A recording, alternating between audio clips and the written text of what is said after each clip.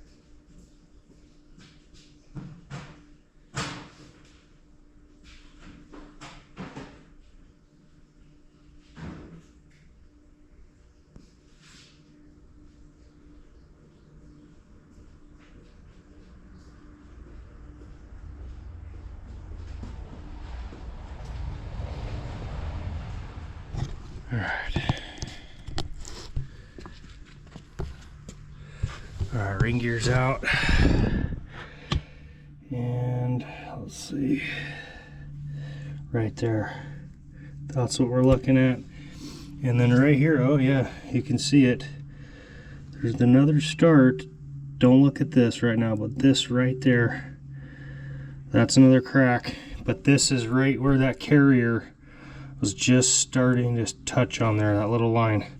So this started deforming and coming up.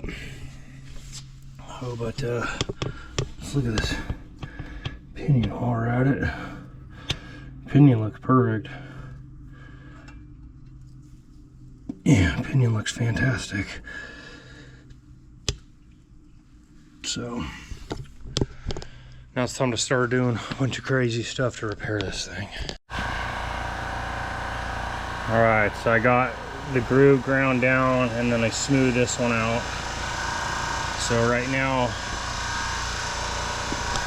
we got the Mr. Heater going, and we're gonna kind of warm up the cast, let it get warm. Instead of using the torch, we're gonna do this, warm it up. So then I'm gonna try to get in there with some 7018 and slowly weld up that crack. All right, so I stepped back from this axle housing last night, and I did a little bit of welding on the bottom to start to beef it up. And this crack was already there. Yeah, it's a little hard to see, but it's right here going horizontal. And then this crack too, and the rib was already there. But this is where I started to weld, here, here, here, and then I did the inside. Looking at that, it actually looks like that took pretty good too, right here, this whole thing. I just whacked my fucking head. Anyway, so what I decided to do was I'm going to put a TMR Customs shave kit on there, and the shave kit I'm going to do, it's the one where it doesn't require the ring gear to be machined at all. I figured this is a more solid choice. For one, I'm going to get some ground clearance. For two, the plate that I'm going to weld to the bottom, I like that it locks into the diff cover, and I'm not going to fear it just tearing out of the cast. So I think that's a way better option than trying to just weld these plates that I started to mock up yesterday. So I got that ordered. I should have that here in the middle of the week. Shoot for throwing it on, you know, probably like Friday night or something, where I can just kind of focus and have it quiet here in the shop. So what I got here today is the black cable that's wrapped. That was the other alternator cable that I bought.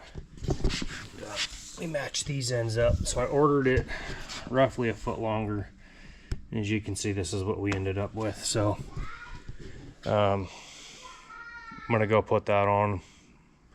Daughter's screeching at me that she's watching YouTube in the office, and I guess there's an ad on there I gotta click through, so I'll see you a little bit. Alright, so I'm working on my crossover pipe again. So what's happened with this thing before is, I don't know, after running it for a couple of years, it's almost like after I've disconnected it, the alignment on the pipe sometimes just don't line up. And I remember last year I had to actually cut a chunk in here and weld it back in. So that's what I just did right here, and I'm working on this piece. I still got to finish cutting it a little bit more. It's not quite right. So then I'm gonna get this sliced in there and tack it in, pull it out, and weld it. Sometimes I've been able to kind of squeeze the pipes together, but I really don't want tension on everything, so I'm not gonna do that. And then I started looking, after I got this pipe on, these breathers, I don't know, I may take some of this heat shield products, put it on here, and pull this back a little bit. I mean, I do got heat sleeving on there, but I don't want to melt those. And those breather tubes, the hose radius is so wide you can't like just fold them really easy. So I may have to look into some brass barbs, like some 45s or something, and angle them out of the way a little bit and tuck them different than what I do, well, what I have right now. And then I just got a couple more deliveries, so it looks like some more Kimball Midwest paint showed up for the stainless. The TMR Customs oh shit handle looks like that just showed up, and there's some stuff from AMSOIL, so I don't know, we're gonna get back to it. Alright, there's that piece that I made. Got it in there, and I got it as close as I could.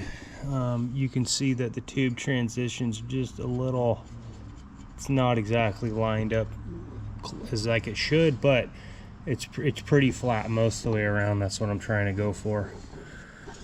So now what I'm going to do is I'm going to tack it in place, and then I'm going to pull it off and TIG weld it. Alright, due to the popular request of the public, meaning my son's classmates and friends, they want to know what's going on with Space Kitty and why haven't I put a video up for a long time. Well, the answer surely is I've been really busy. I've been compiling footage. The car needed more work than what I thought. So instead of just waiting to get all the footage just right and show you so far how we've got here, there's still a way to go, we're just going to throw out a video for you guys. So thank you for watching the channel. Please like and subscribe if you haven't. And I really want to hear questions and feedback in the comment section.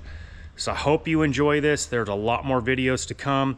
I'm not going to throw everything into one video for today, but let's just get you something to keep you still on the line so you know what we're doing for the 2025 King of the Hammers.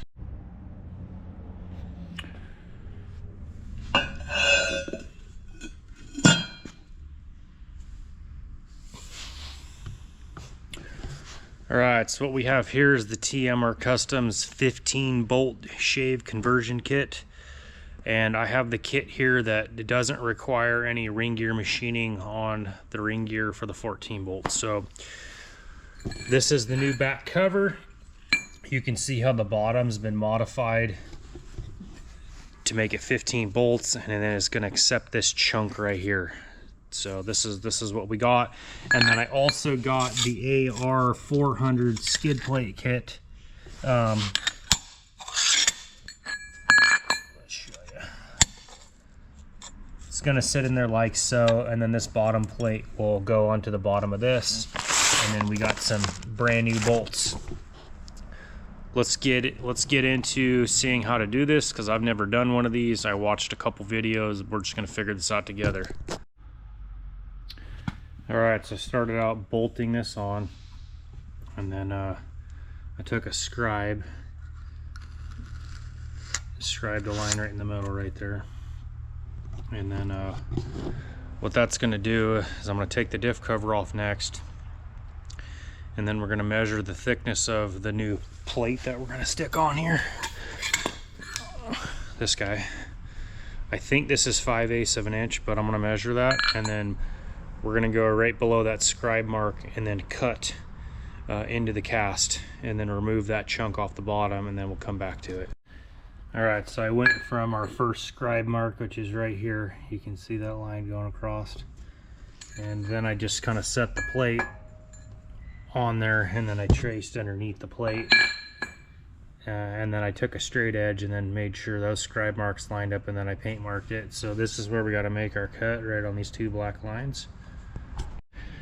So next I got the cover back on, and then what I'm doing is I made a mark right at the edge of where this would be, and then I got a mark right here where the edge of this would be. And then what we're going to do is we're going to visualize this plate sitting on top, and then what I'm going to do is I'm going to kind of trace around the edge of this as it's right here, so that way when I start to go cutting from this front side right here of the face, as I start to work my way back, I'll see where it's supposed to be. That way I'm not trimming in a weird spot.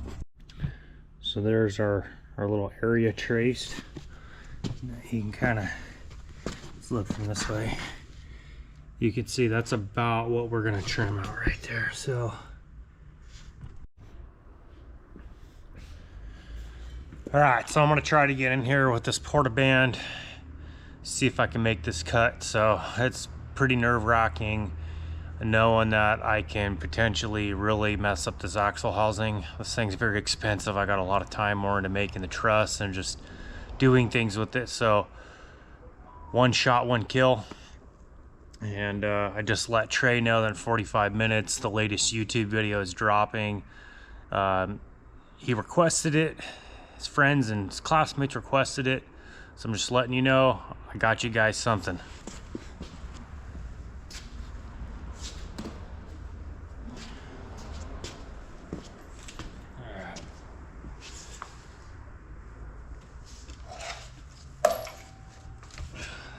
So this isn't quite big enough to go across, so I have to go kind of angled, it looks like. Not really want it how I want to do this.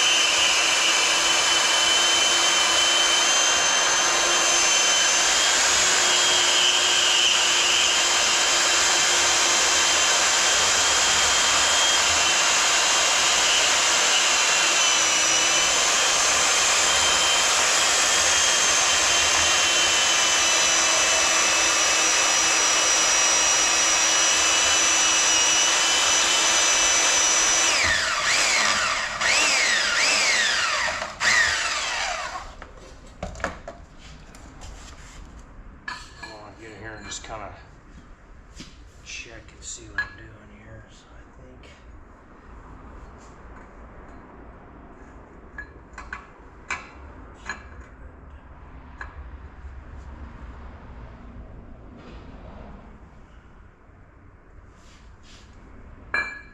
think what I'm going to do is, I mean, it's cutting, but I don't think I'm going to go as deep right on the very front of this thing at first. And then I'd rather do, you know, another pass or two and make sure that I'm not going too far, because it's really like a pain in the ass to add stuff back. I'd rather just subtract a little at a time, kind of like when we're coping a tube. I'd rather do it, you know, 20 times I'm trying it and then screwing it up. So let's go over this guy.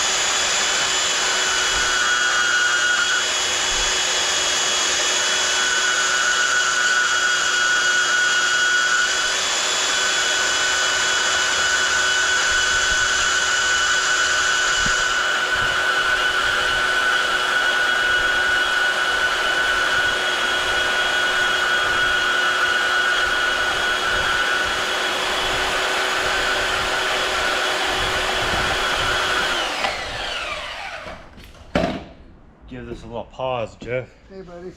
How are you? I'm good. How are you? I'm good.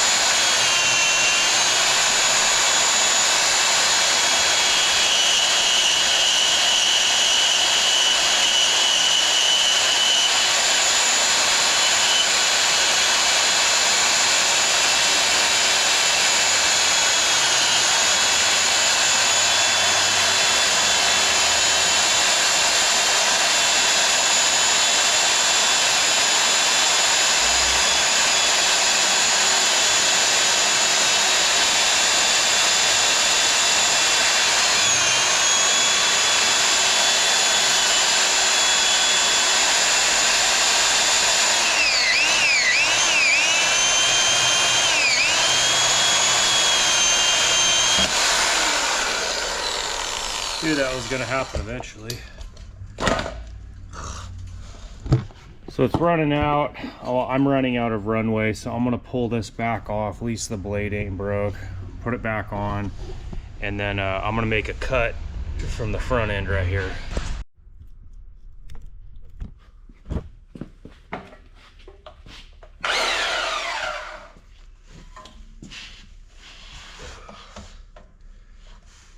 Something like that.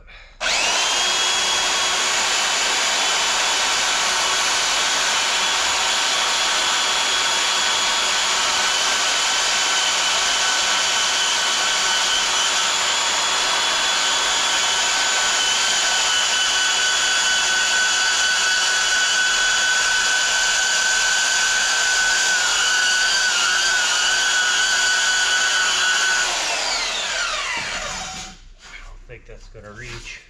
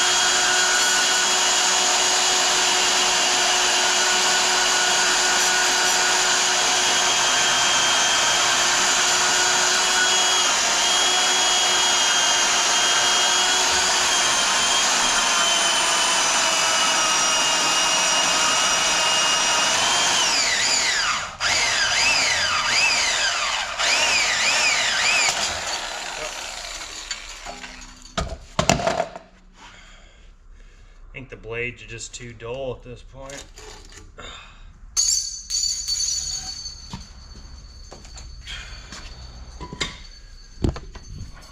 So I think the next plan of action is to just hit this with the grinder or even the Sawzall. Just finish this cut. And then, like I said, so this, we're probably still gonna have to take it down to this line a little bit farther, but I'd rather do a little bit at a time than just butcher this thing. So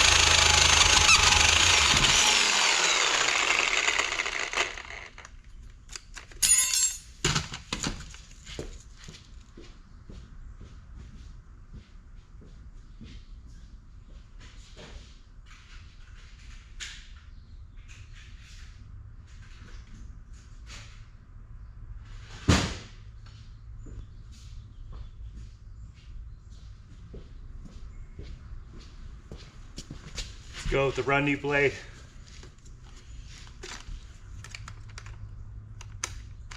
It's backwards.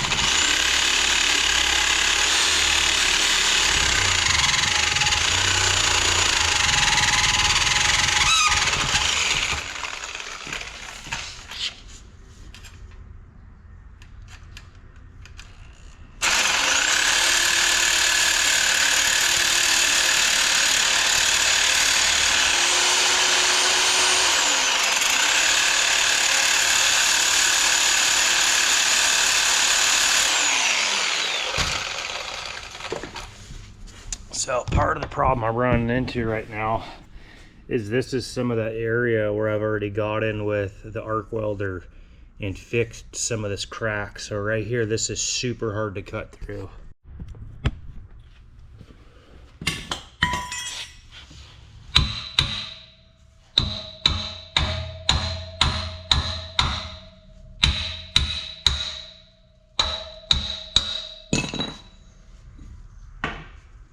It's a hot potato, but dude.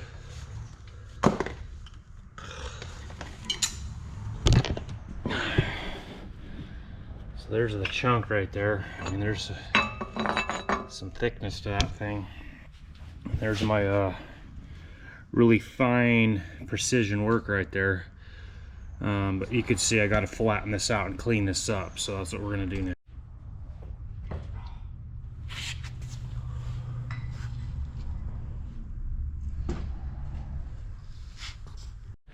All right, got everything shaved down. I actually took a little too much, so I actually used some 7018 arc rod, built my pad back up. I got this thing literally, so I don't even really have a gap underneath it anymore. There's just a little bit right here, but all the rest of it is it's pretty darn flat. So I have it bolted, the plate, to the back diff cover. And now what I'm gonna do is I'm going to warm up the cast again. So what I think I'm gonna do is actually, instead of using the MIG wire, I think I'm gonna try the 7018 to at least get a root pass sucked in there, and then I'm gonna see what happens with it.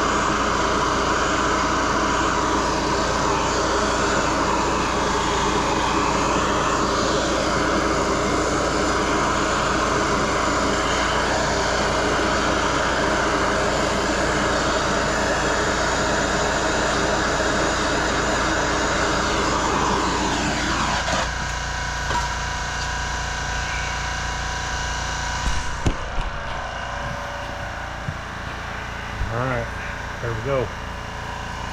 So it's welded in there, it's welded on the outside. Now I just gotta wrap it and let it cool. Alright, so last night I finished burning in this plate down here. And that's the TMR Customs shave plate. And then you can see I went a little overboard, you know, and it looks a little weird just because I peened it really good with my scaler. And then you know, so there's a couple passes of weld here, you know. I did a really good root pass, and then I kind of capped it. And then right here I kind of built up too, because this was a thin spot on my housing. And so what the next step is, what we're going to do, we got a couple of them, but we got these AR 400 plates that TMR sent, and one's going to go right on the top right there. And then, well, technically it's the bottom of the housing. And then the other one is gonna go on right there. So you can see what's gonna happen here. So this will give us a really hard skid here. You know, we're gonna lose a little bit more ground clearance, you know, because this looks like 3/16 about that. Oh, hey Sierra, how are you doing? So what I have to do is I got to go heat everything back up again, repeat the process. And so what I also have is, remember when I was making these little plates right here out of AR 400? So I originally had this shaped about to fit in this area. So what I think I'm going to do is, right where I had this little slice to bend it, this stuff's really hard to bend, I'm going to cut this off. And then this front chunk, I'm actually going to lay it down right here across the top. To just give us another piece of AR 400 on there to work with, so we have a skid piece in the front now to smash that cast that I just re-welded up.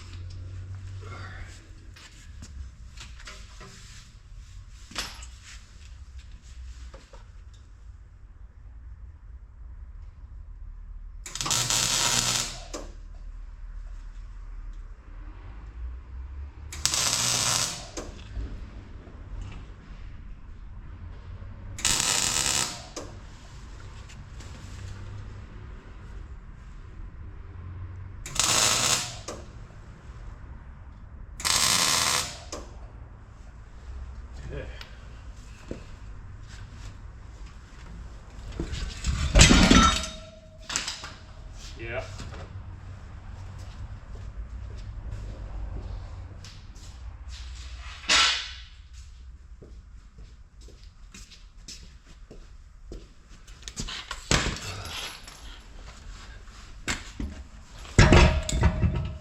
Barely if this thing was on.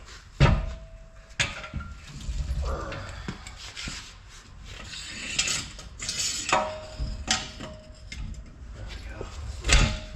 A little bit better, kind of.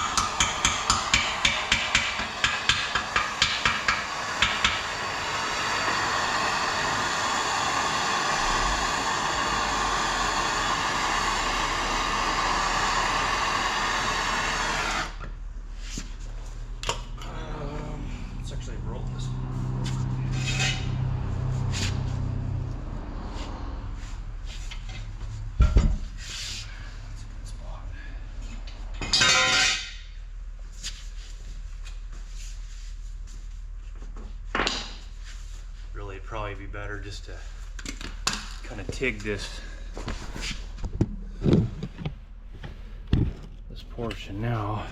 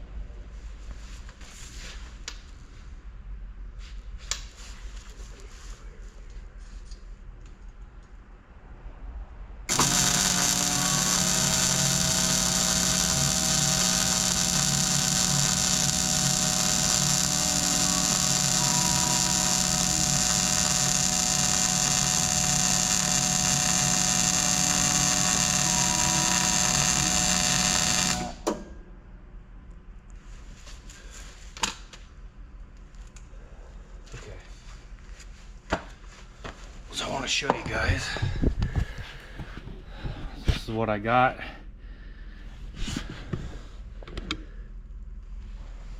There it is all the way around. Doesn't look too bad. So anyways, I did not really weld here, here, here, or here. And the reason is for that is I don't want to deform where these bolt holes are. I want to keep that looking, you know, I want it to be round still. I could get in there with the TIG welder and just barely lick that, but you know what? I don't think this piece is going to be coming off. So that's what I'm going to do with this.